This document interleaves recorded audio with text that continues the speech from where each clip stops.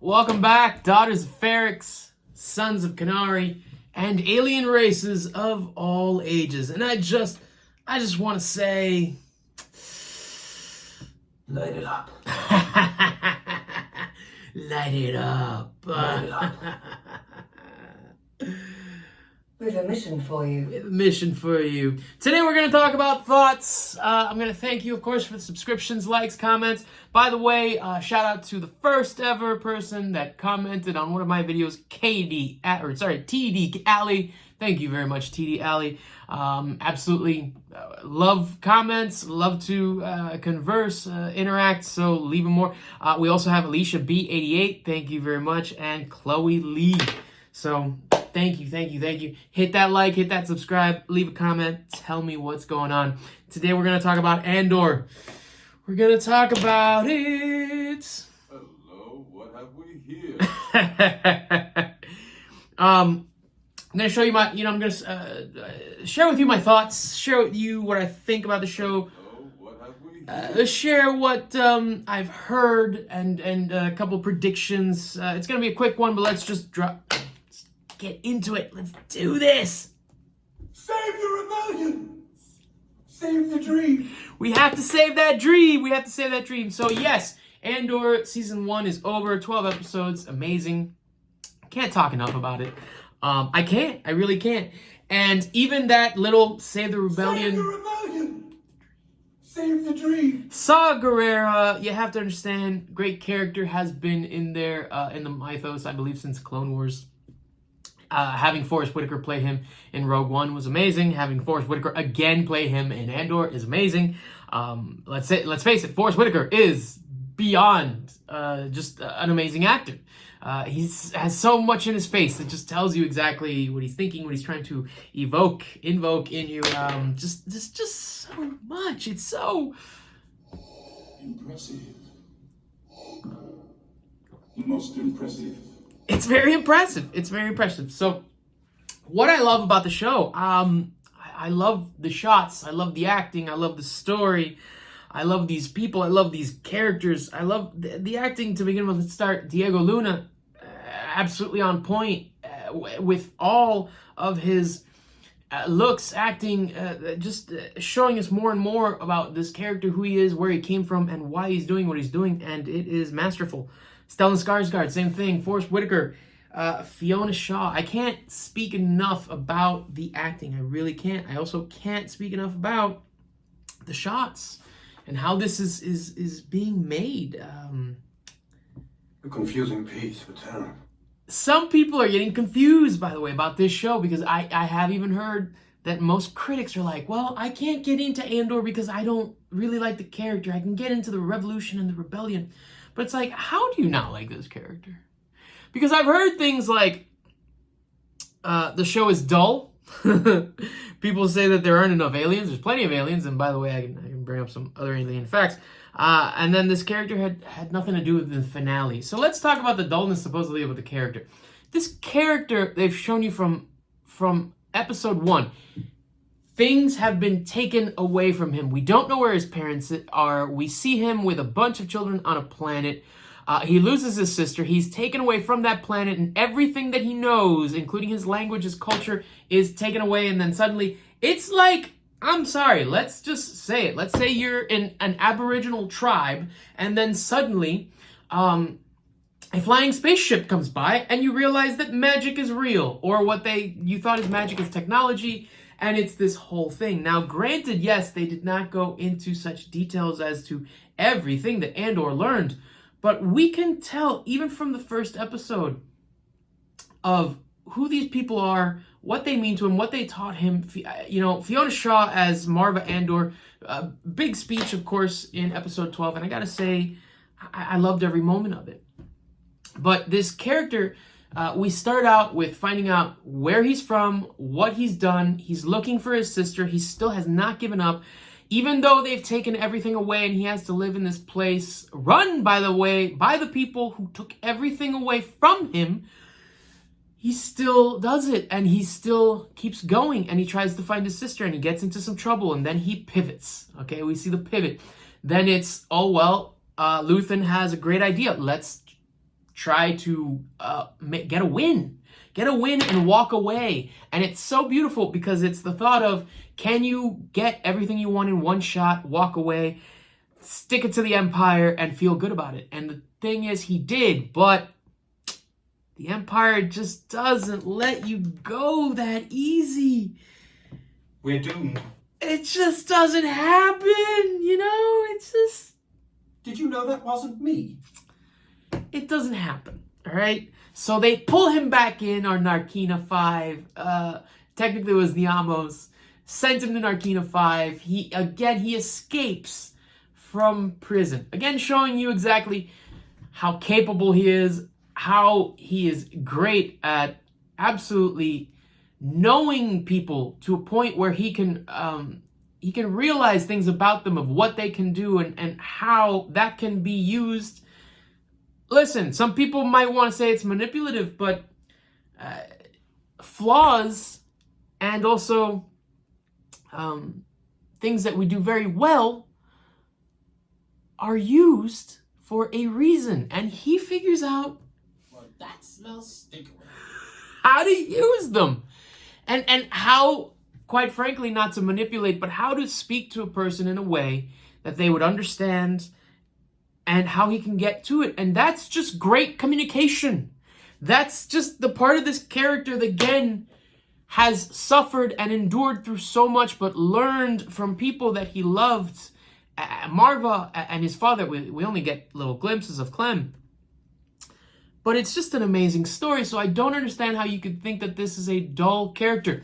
Another thing was, in episode 12, he did nothing. Yes, he went to his mother's funeral, which, by the way, is not a good idea. You just don't do it, okay? No. You don't do it because you're walking into a trap, and you know that you're walking into a trap, and he still did it. And he did it so masterfully. Your problem is he didn't do enough. And my thing is, he did so much without doing enough. Don't you get it? He did so much without killing people. He did so much without hurting people. He walked in, he got Bix, he got Brazo, and he still even was able to pull out of this, meeting Luthen exactly where Luthen met him the first time. It's high. It's very high. And still being able to tell Luthen exactly what he needed to hear to save himself and to save Luthen. I mean, and you guys think that this character is dull? You think this show is dull? You don't understand what they're trying to show you. This is the ins and outs of every day of how we are being manipulated, or how a people can be manipulated by a government. And listen, there are plenty of governments around the world that do it, including mine. So, what are you talking about, dull? Did you know that wasn't me?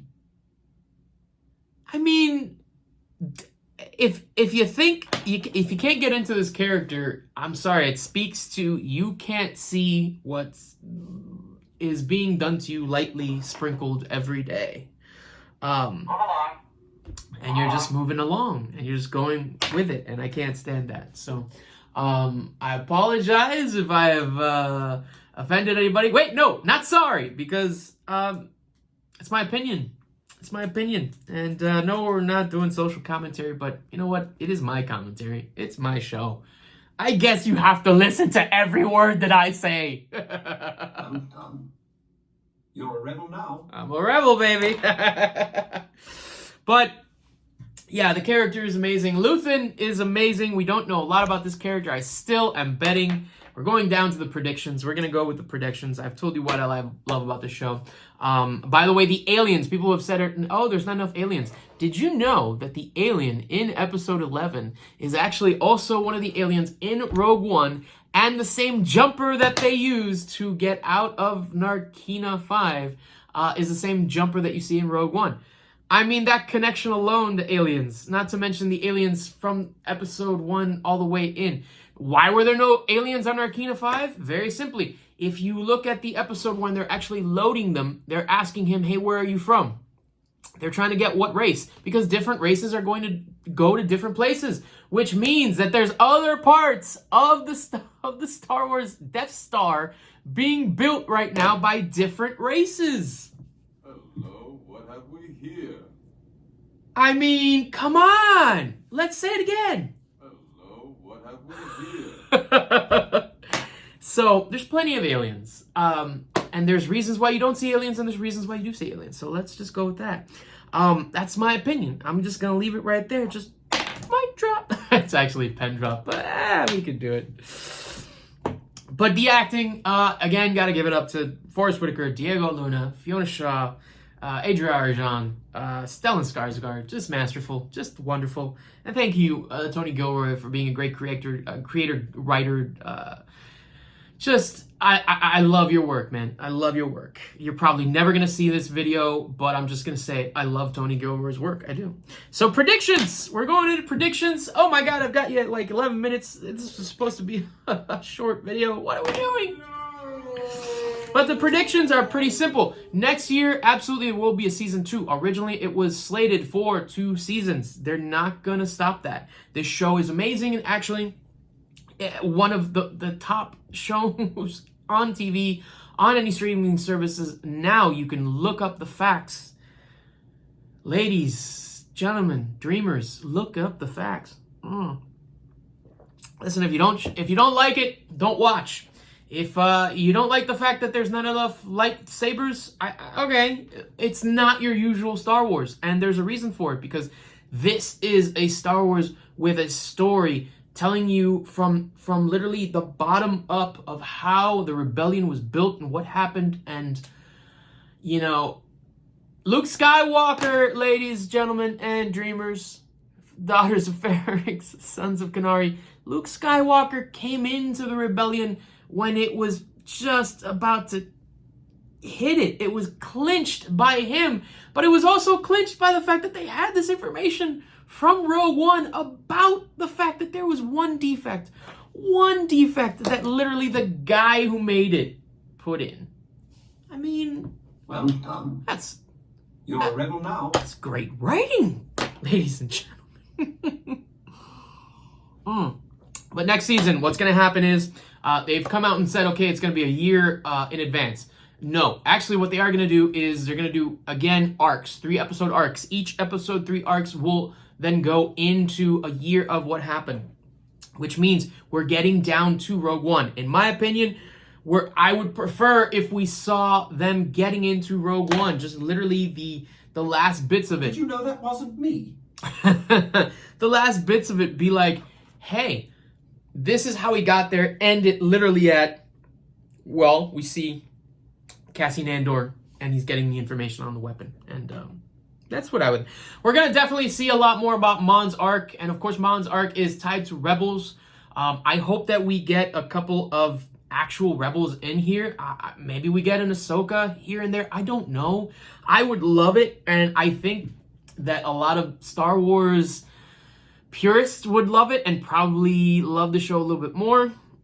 I would love it. I do, because I think Rebels is one of those shows that, you know, kids grow up with it a decade ago, and now those people are primed for, hey, this is this part of Star Wars that you kind of got me into, and this is my world, and these are my characters, and so show me more of that. So absolutely, I do think that we're gonna go light it up.